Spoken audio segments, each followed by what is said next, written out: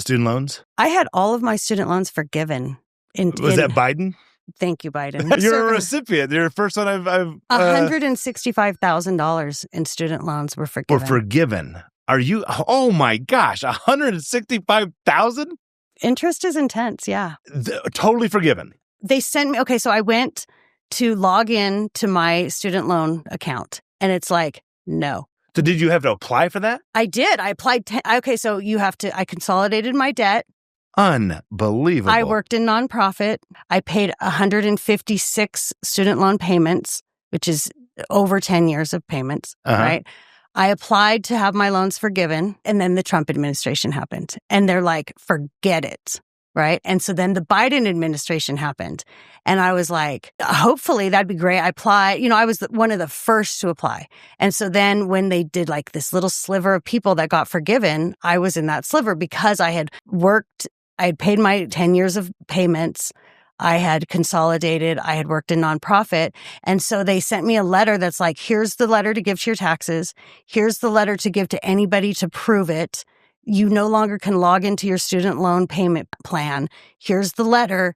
Forgiven, $165,000. Now, have you checked your credit report to see that it's gone? Yeah, it's been gone. Paid off. It doesn't show. In Good any way. for you. I worked in nonprofit. I sacrificed. I want the world a better place, and I did the thing that program was intended to do. That's amazing. It was amazing, and like that debt loomed over me in such a way. Like I could never get married. It's that insane. would be his debt. Yeah, I could never anything because I had that debt. But also, it was like imaginary points because when you have 165,000 imaginary points against you, it's like whatever, right? What are you gonna do? And so my student loans have been forgiven, and I have no student loan debt. That's beautiful. That is Thank so you. good. Thank you. So you have no car debt. You have no student loan debt. You have a little bit of credit card debt. You've got a little bit of medical bill debt. Mm-hmm. Anything else from a debt perspective? I don't believe so. No. So what are the monthly payments? Like, what do you pay on your credit card? Like I juggle around, like I'll be like $100 on my American Express and $150 on my Chase card, and then $50 on my Macy's card, and Macy's. Oh my God. Macy's. I love Macy's. I'm sorry. It's my guilty pleasure. I can't help it. And it's also a way that I have adult children and they live far away. So I have a son who went through nursing school and he's a grown man and really successful man, way financially smart. But what I could do for him was be like, here's my Macy's card. Make sure that you always have work pants. Make sure that you always have underclothes. Make sure that you're not doing that now still, right?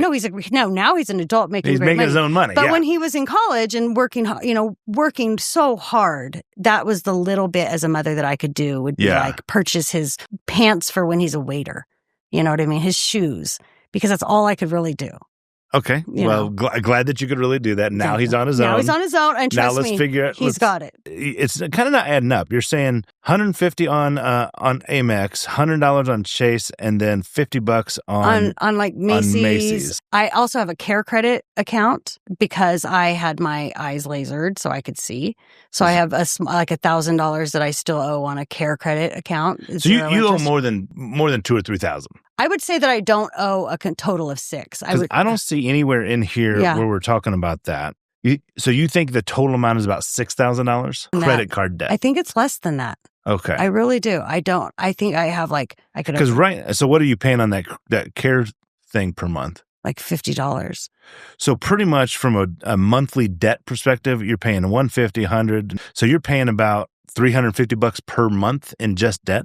I would say, yeah. But you only have like a small $3,000? Because okay, so yes, I get this. Yes, I see the confusion on your face. Yes. And then why don't you just get rid of it? Off? Because then also it's like, then I'll use my card to purchase something on Amazon, or I'll use my card and then pay it off. I don't know, because I get free points for travel. Points are going to make you broke. Right. Because I don't always have the cash in my account. I don't always have the cash in my debit. Okay. So I will use the credit card little bit and then pay it when I get, that's. I just want to make sure I understand. Yeah. You don't pay rent. Yes. You don't pay a car payment. Correct. You don't have student loan debt. Right. What do you pay per month? What is your budget per month? What are you going with? So I pay for things like groceries, food. Right. What are you spending for food per month? I would guess I spend, say, $400. $400, okay. Okay. Is that including restaurants and stuff? No. Do you go out a lot? I'm a girl. And I have a boyfriend. Oh, so I got a sugar daddy. No. He's my sweetheart. So I don't pay for yes, I do pay for going out to eat at restaurants and such. Yes, I do. With your girlfriends, not with him. Not with him. Yeah. I don't have any girlfriends because I travel for work. Okay. All right. So by myself. And so I would say I spend. Wait a second. You travel for work, but you do online teaching. His job travels. For his. Okay. How often are you having to travel? Oh, so this has been a long job, and I've been in Denver for a year. For a year, yeah. But it could be 3 months. Okay. It could be 5 months. No, I get it. So he's going to do the construction on some big project, and you're staying at a hotel with him. Right now we have a house in Painted Prairie. We have a giant, beautiful home. And is it like an Airbnb? We have stayed at Airbnbs, but because we were going to be here a year, we signed an annual lease. A year lease. Yeah. And and his company takes care of all that? Yes. Okay. So besides food and debt. And just living life, I guess gas and my car insurance and and medicine that I pay for out of pocket. Okay. So how much are you spending in car insurance? About $80 a month. $80 a month. How about gas? About $80 a month. $80 a month. Okay. And then you said, what else is medicine? Medicine. I spend about $100 a month on medicine. I have a seizure disorder, so I have to take medicine. Okay. If I want to buy my partner something, he provides for me, I want to provide for him. Okay. Things like that. If I want something, if I want to buy a present or a pizza or... Okay, so I'm just looking at this, and I did rough numbers on your debt. You're paying about $350 among all of those cards, right? Sure, yeah. Is that about right, or am I off on that? Yeah, that seems about right. If you're an active real estate investor and you're not using FreedomSoft, I got bad news for you. You're getting beat by other active investors who've been utilizing this CRM software for well over a decade. We're able to close deals faster, more consistently, and with higher margins. So if you're tired of getting beat, go to realwealthformula.com/sponsors and click on the FreedomSoft link. Start doing more deals today. So I'm looking at this. You correct me if I'm wrong. Okay. I'm doing back of the napkin math here. Okay, thank you. I've got 400, 100, so 500, 850 plus 160. I'm got you at it a little over $1,000 a month. Is that what you're spending? I could see that, yeah.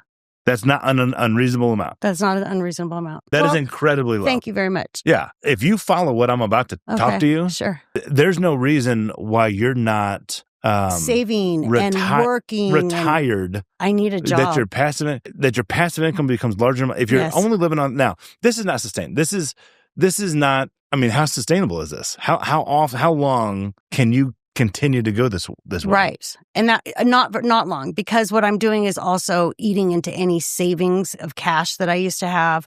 But how are you eating into savings? You're only spending $1,000 a month. Money, just I don't know if I want to purchase a book. If I want to go to the chiropractor. Sure. I get life. Yes, of course. Yes. So I would say that although I don't have a high overhead of responsibilities, there's still life happens. You know, I still want to be able to purchase a concert ticket once a year, that kind of thing, Sure. And it's important to me to save. To put money into savings. And so... Well, and I will commend you looking at your savings. You're doing a pretty good job there. Well, I'm not doing nearly as good as I want to be and as much as I've been in my past. And where I am, what you see on there is what I would consider to be an alarming rate of not having money in savings. Among all of your, because I think we added this up. Yeah, tell me. Among all of your savings accounts and your retirement plans. Okay. You've got a total of $94,000 here. Okay, good. That's not terrible. Okay, good. Thank you. That's not terrible. Thank you. We can get things going in the right direction here, but that's not terrible. Okay. You've got money. How did you get some of this money? Okay, so I've worked for my entire life. Yeah. And so I have saved into a 401k. Yeah. A little tiny bit. One time I cashed it all out. I did not know that was a thing. And that was a bad decision. I did not know. Yeah, you get penalties. I save my pennies. So, okay, here's one thing. You'll see I have a 2 savings account. One says save for L, save for G. I did see that. What does that mean? Okay, well, I have 2 sons and I have 4 kids. So I used to have 4 savings accounts. And every 2 weeks, I would put $25 into each one of their accounts. Okay. So now that the girls are bigger, I don't save for them. Lennon, I won't save for him anymore. But I save for my youngest son. He's young. If there was an emergency, if he totaled his car, if his roommates moved and he's I want to be able to have something to help my son. You have what I call, and I do this too as well. Mm-hmm. You have what I call like that squirrel mentality. Mm-hmm. Just put a little bit here, a little bit, because you have a lot of accounts, almost a dozen accounts looks like here, with just little bits of balances on that. Why? Why are you doing it that way? What in your psyche makes you feel like you got to put it away? Yeah. I don't know. Yeah. I guess just like living in a space of not having enough. Yeah. Or like an emergency happens. Like if one of my kids called and said, Mom, no questions asked, do you have any cash? Like, yes, I do. In my pocket. You know what I mean? Like, because emergencies happen. And so I just always feel like I've got to have something, because as soon as I don't have anything, then I have nothing. And so I always just want to have something. But your kids are all grown. How but old, just how finally old are they? grown. But I've been parenting for 30 years. Yeah. So those mindsets don't change easily. Okay. I was raised in poverty by a single mom. Those mindsets don't change easily. Okay. And the idea of like, what is my legacy? I want to make sure that I have something for them. So tell me about your kids. Oh my God, I have the best kids. Okay. I have 4 kids. They're very successful. How old are they? Yeah, let's go with the oldest. Jessica. Okay. She is 34. Okay. And she's hugely successful. She's in the grants world. She very smart. She lives in Seattle. Okay. Really admire her. I have a daughter who's 33, Alicia. She's in the marketing world. Very smart, very creative. She lives in Portland. Very successful woman. She lives in Portland. Yes, she does. Where does Jessica live? Seattle. Lennon is my son. He's 27. He just finished nursing school. Okay. He's really financially savvy, really great guy. Just finished school, right? Yeah. So he's a nurse now. And then I have a youngest, Grayson. He's 23, and he is living in Eastern Washington in Pullman, and just kind of in this space of figuring out his step in life. What does he want to do? But he's surviving, right? He is. He changes tires and changes oil, and he's happy with what he does. And so all 4 of your kids are. When was the last time any of your kids were like, "Mom, I need some money"? About 2 years ago, my youngest ran into a situation where he needed like $1,000. Yeah, so he's 23 years old, 21-year-old kid. I need some money for whatever. Right? I know. And ask you. Besides that, when never. They never do. Okay. They never do. So, you did a good job. You've got good kids. They're doing well. They're self-sustaining. As much as you feel like they need you, it's a hard part where now they're out of the nest. Right. They don't need you anymore, right? You're not that mom anymore. You're now tasked, and what we'll be talking about is you're now tasked with taking care of yourself. Right. It's now time to shift. That's right. Like, the kids are doing great. Yes. You've done a good job. Yes. We don't need to worry about them anymore, right? They've got it. You did a good job. Thank you. Okay? They did a good job. Well, they need mom to help them. Thank you. Thanks for watching. Hit the subscribe button right now. You don't want to miss the next episode. Every week, we drop practical money strategies and real stories that'll change the way you think about wealth.